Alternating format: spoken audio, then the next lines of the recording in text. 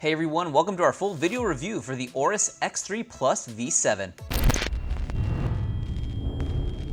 To start things off, we'll hit up those specs. So first is the CPU, which is the Intel Core i7-7820HK processor.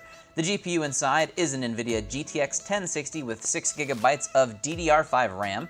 Memory included is 16GB of DDR4. Storage inside is a 512GB PCIe NVMe SSD. For connectivity, there's Killer Gaming Network LAN, integrated wireless 801.11ac, and Bluetooth 4.2. Powering the device is a LiPolymer 73.26 watt-hour battery, and it comes with a 150 watt AC adapter. There is a built-in web camera above the 13.9-inch IGZO QHD anti-glare matte type screen at the resolution of 3200 by 1800.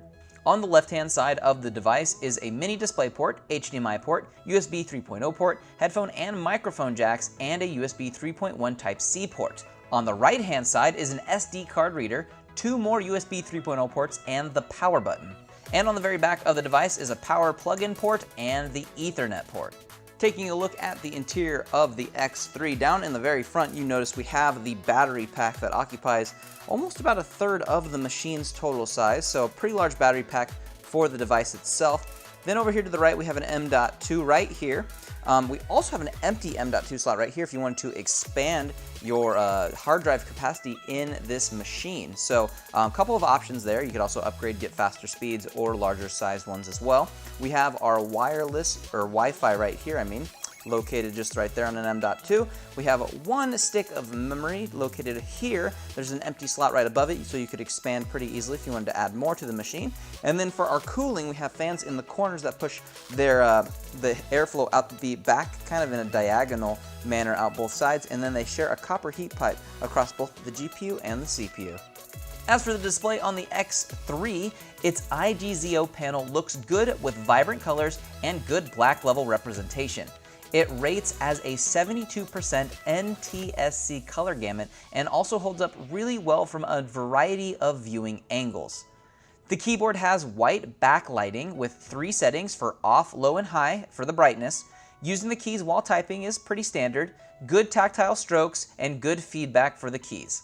There isn't much flex in the face of the keyboard, which is also good to see. The touchpad is located in the center of the machine in the lower portion of the C surface and has good accuracy while in use. I like it a lot. The left and right click areas of the touchpad have a little bit of texture on them, so you know which part of the touchpad you're on if you happen to be in a darker area, or so just it's familiar so you know where you're clicking. If you're looking to carry around the X3, the weight of the device comes in right at around 4 pounds. And if you're going to bring the power adapter with you, you're looking at bringing around 5 pounds. The battery life of the machine while I was using it, I averaged anywhere from 3.5 to 4.5 hours of use time, and that was with the brightness of the screen at 50% and running basic tasks.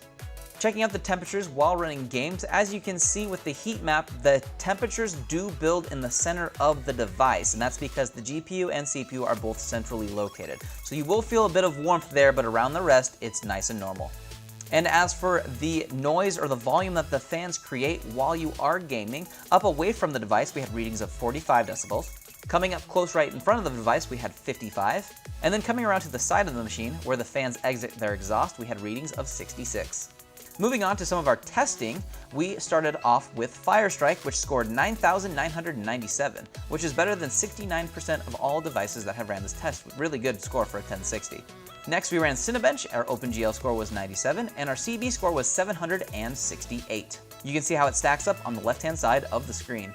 And then we ran Crystal Disk for our solid-state drive inside. It read at 1,284 megabytes and wrote at 594.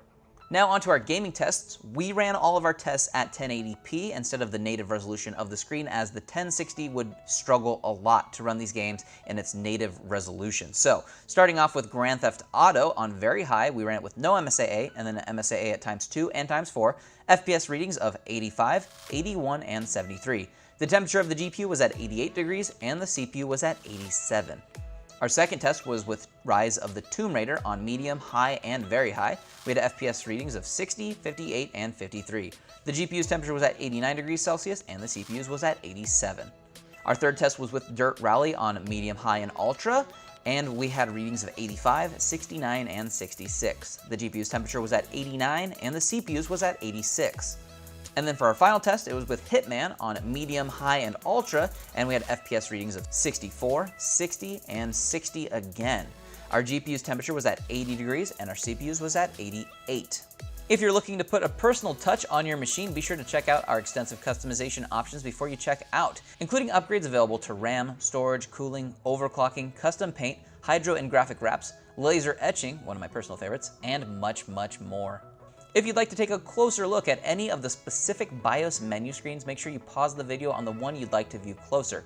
If not, be sure to check out the product link in the description or leave us any comments down below if you have something to ask us here at Exotic PC.